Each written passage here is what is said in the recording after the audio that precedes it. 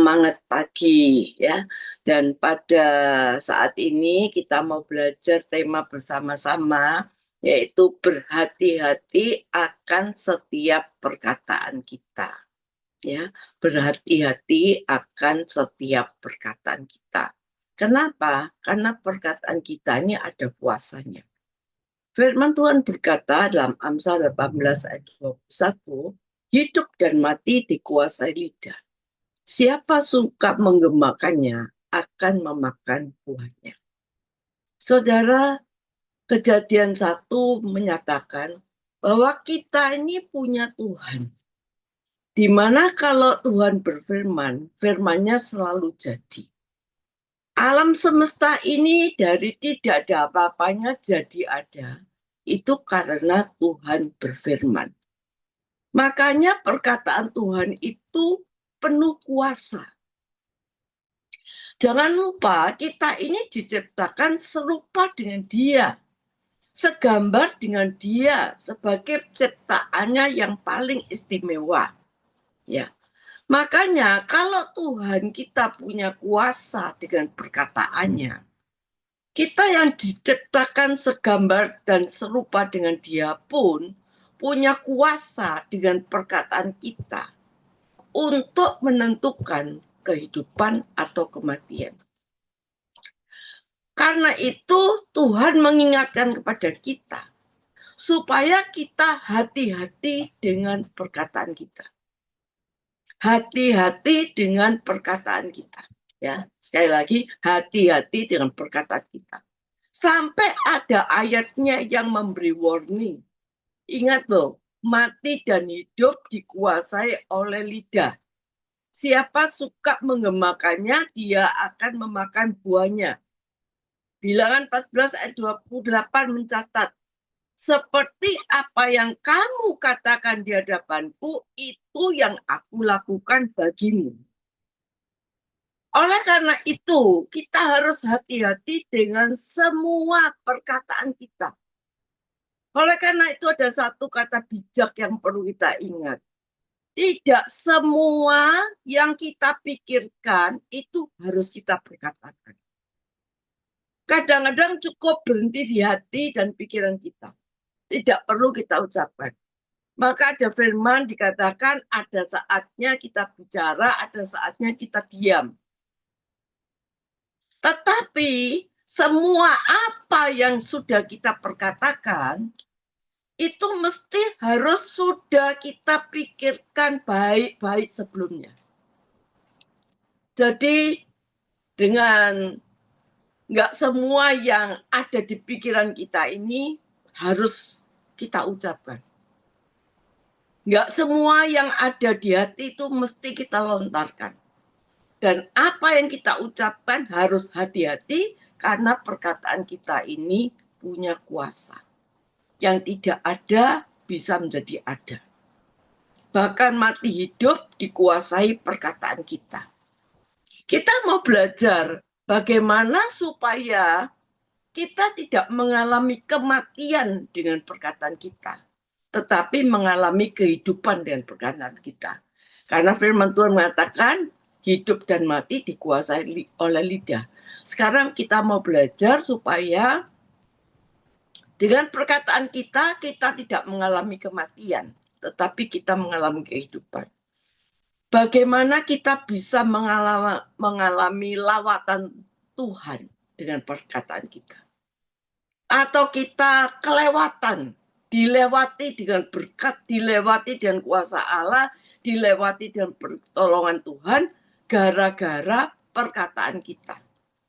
Matius 12 ayat 34 mengingatkan, hai kamu keturunan ular beludak, bagaimanakah kamu dapat mengucapkan hal-hal yang baik, sedangkan kamu sendiri jahat? Karena yang diucapkan di mulut meluapnya dari hati. Makanya kalau mau ingin punya perkataan yang baik, mau punya perkataan kita yang benar, sehingga yang kita tuai itu kehidupan, bukan kematian, bukan laknat, tapi berkat Tuhan. Tuhan bilang, ngesetnya itu mesti dari hati kita. Karena apa yang penuh di hati kita ini, apa yang penuh di pikiran kita, itu nanti meluapnya, keluarnya dari mulut dan perkataan kita. Ada pepatah yang berkata, dalamnya laut bisa diukur, tapi dalamnya hati siapa yang tahu. Firman Tuhan mengingatkan, kalau mau tahu isi hati seseorang, dengarkan, sering-sering dengarkan apa yang diucapkan mulutnya. Baik itu di meja makan, baik itu waktu kerja, baik itu waktu santai, ya apa yang dia suka bicara.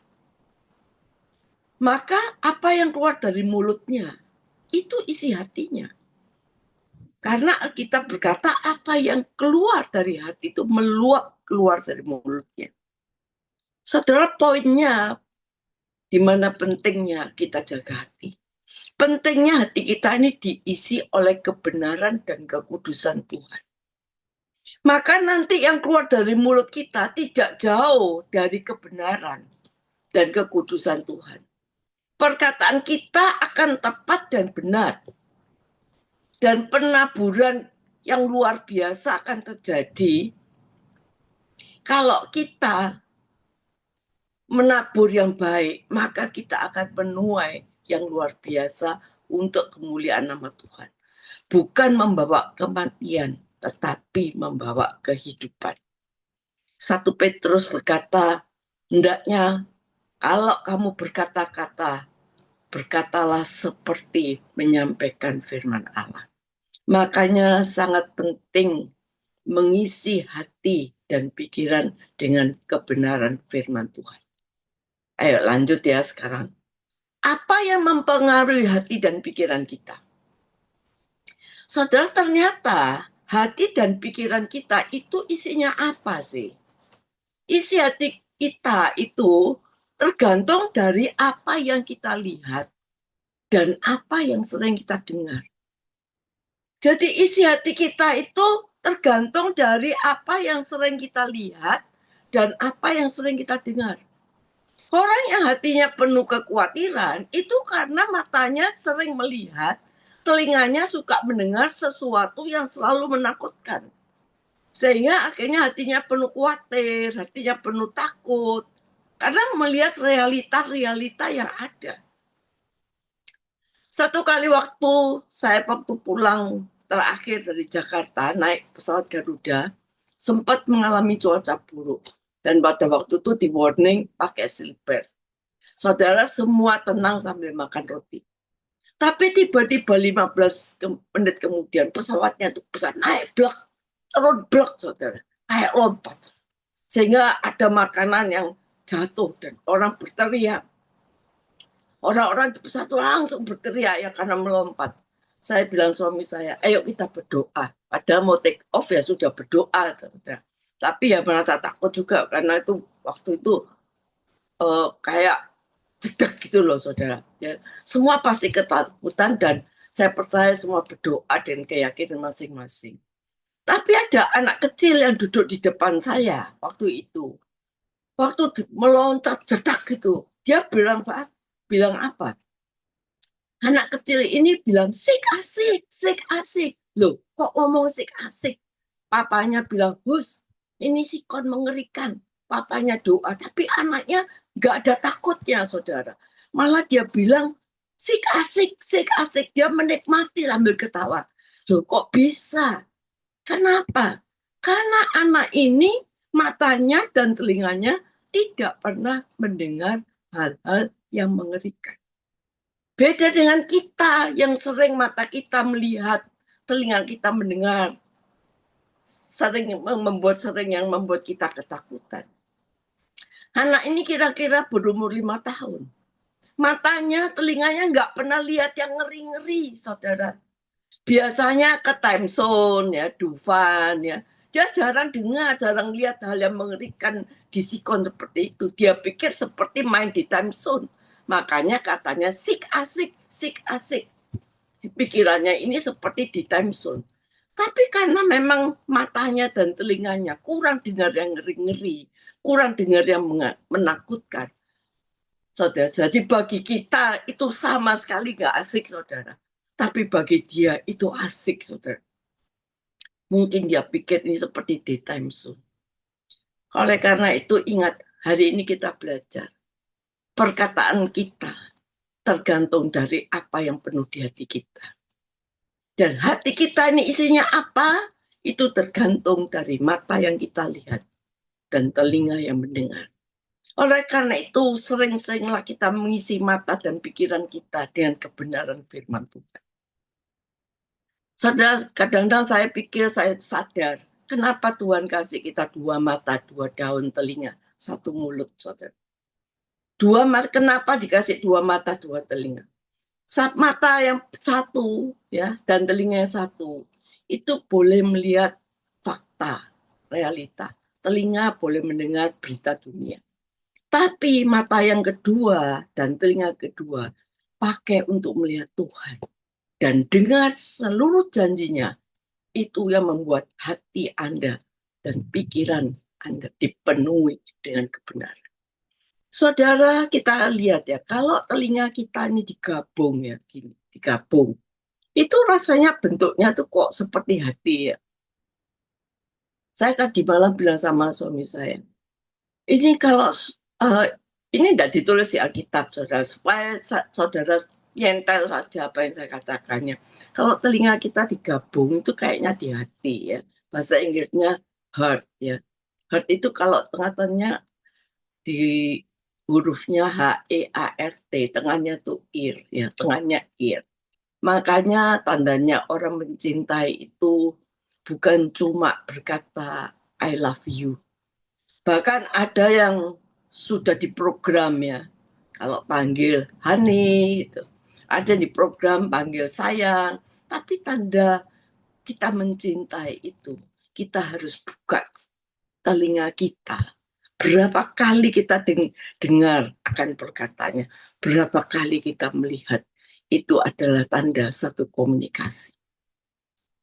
Komunikasi terjadi bukan cuma apa yang kita bicara, tetapi telinga yang pandai mendengar dan mata yang melihat.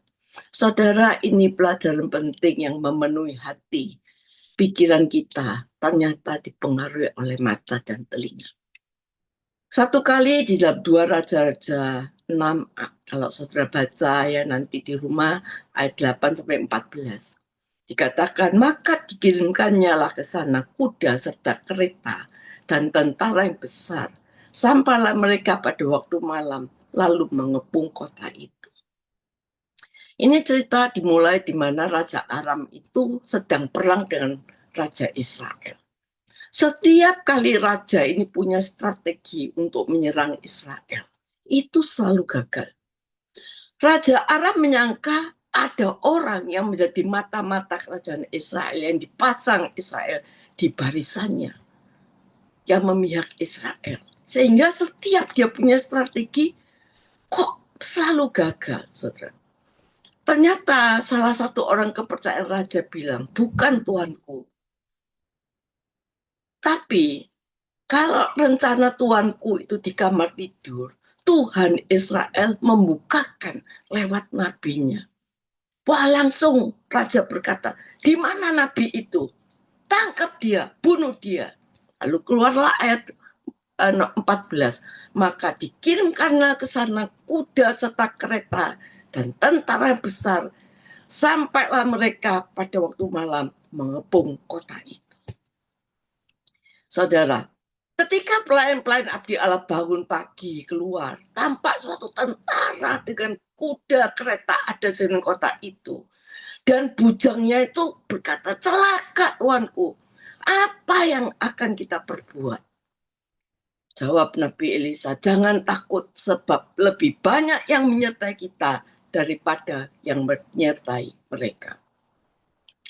Lalu berdoalah Elisa, ya Tuhan, bukalah kiranya matanya, mata bujangnya itu, supaya ia melihat.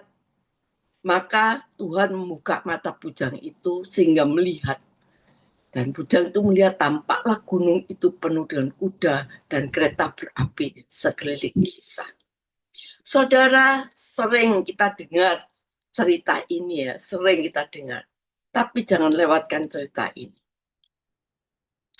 Saudara, bujangnya bisa berkata, celaka, apa yang aku perbuat, celaka ini. Kenapa berkata celaka? Karena hati dan pikirannya kalut. Hati dan pikirannya takut. Hati dan pikirannya penuh kekhawatiran. Ketakutan. Karena apa? Dia di bawah gunung, dikepung musuh yang begitu banyak. Langsung kata-katanya, celaka, mati aku. Apa yang harus aku perbuat? Karena orang Surabaya bukan cuma celaka, saudara. Tambah 13. Karena 13 itu angka sial. Jadi celaka 13. Ini kalau orang Surabaya. Tapi bujangnya berkata celaka, saudara. Tapi Elisa punya mata yang lain. Sehingga hatinya terisi dengan yang lain. Punya telinga yang lain. Yang mengisi pikirannya dengan hal yang luar biasa. Dia berkata sama Tuhan, Tuhan, ini orang tidak bisa melihat seperti apa saya lihat. Tolong Tuhan, bukaan Tuhan matanya dia. Supaya selain matanya melihat, memang di bawah gunung kita sedang dikepung musuh. Tetapi ada satu mata yang lain bisa melihat bahwa di atas kita ada penyertaan Tuhan yang luar biasa. Makanya kalimatnya bujangnya beda jauh dengan kalimat Elisa yang luar biasa. Yang satu berkata, mati aku, celaka aku, harus bagaimana? Yang satu, tenanglah, nanti Tuhan berperang ganti kita. Kenapa? Yang satu kalimatnya keren, yang satu tidak. Karena rupanya tergantung dari matanya dan telinganya, saudara. Apa yang matanya lihat dan telinga lihat. Peristiwa yang sama juga terjadi dengan 12 pengintai yang disuruh mengintai tanah perjanjian oleh Musa. Ingat ceritanya. Yang 10 bilang anggurnya sih bagus-bagus, susu dan madunya melimpah, tapi yang jaga di tanah perjanjian ngeri-ngeri. Orangnya besar, ngeri.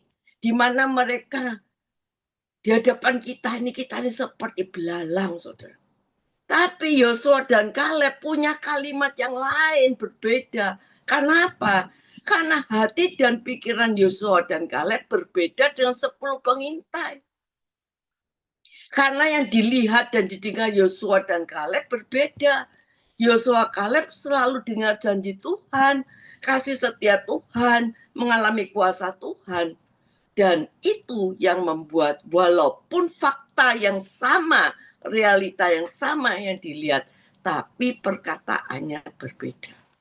Dan ingat loh ya, kita ngomong itu, apa yang kita bicara, saudara, itu mati dan hidup dikuasai lidah. Untung bujangnya nggak celaka sungguhan, saudara, nggak mati sungguhan. Saudara. Karena apa? Karena Tuhan membuka matanya. Dan rupanya dia mulai melihat, telinganya melihat, dan akhirnya dia mengalami janji Tuhan. Saudara, ingat, mata satu, telinga satu boleh melihat fakta. Memang kita hidup di dunia. Tapi biarlah mata kedua dan telinga kedua lihat dan dengar janji Tuhan. Maka perkataan kita akan luar biasa. Kita akan mengalami kehidupan. Kita akan mengalami kebangkitan yang luar biasa. Bukan mengalami kematian. Apa hubungannya apa yang di hati dengan yang kita perkatakan? Saudara, kita percaya kalau Tuhan jamah kita, maka kita akan mengalami luar biasa. Oleh karena itu, biarlah pada sore hari ini kita mau berdoa. Tuhan jamah bibir. Seperti Yosua dan Kaleb. Lebih dari segala yang kuinginkan. Tuhan, aku akan mengalami Tuhan. Aku akan mengubah pikiranku. Aku akan mengubah pendengaranku. Dan percaya bahwa kalau Tuhan jamah kita akan mengalami hari yang luar biasa. Saudara, karena apa yang ada dalam hati kita itu meluap keluar dari perkataan kita. Kita lihat bagaimana Nabi Yesaya. Dia sudah memberitakan firman, tetapi hatinya masih tidak benar. Dan dia katakan, biarlah kudus mulutku ya Tuhan. Setelah dia diputuskan mulutnya, saudara, maka dia melihat kuasa Allah yang luar biasa. Biarlah pada sore hari ini, apabila kita mau mengalami sesuatu yang baik, perkataan kita mengalami kehidupan bukan kematian. Ayo jaga perkataan. Jangan perkataan yang sembrono. Jangan perkataan yang sia-sia. Perkataan yang tidak bisa mengampuni. Perkataan yang dengan sumpah serapah. Perkataan yang marah-marah, saudara. Perkataan yang tidak menyenangkan hati Tuhan. Perkataan yang tidak enak didengar telinga kita. Saudara, ayo kita buang perkataan kita. Ubah perkataan kita dengan firman. Berkatalah seperti kita menyampaikan firman. Maka mati dan hidup dikuasai. Kita tidak akan mengalami kematian. Kehidupan, tuaian, dan berdampak luar biasa di banyak orang. Amin. Mari kita berdoa. Tuhan, kami percaya pada sore hari ini, apabila pendengaran kami, mata kami belum sesempurna apa yang kita lihat, kadang-kadang lebih banyak yang kita lihat daripada yang kita percaya dari Tuhan. Apa yang kita dengar di dunia ini lebih banyak daripada kita mendengarkan firman Tuhan. Tuhan, sore hari ini, jamah hatiku, jamah pikiran kita, supaya hati kita hanya diisi dengan Engkau.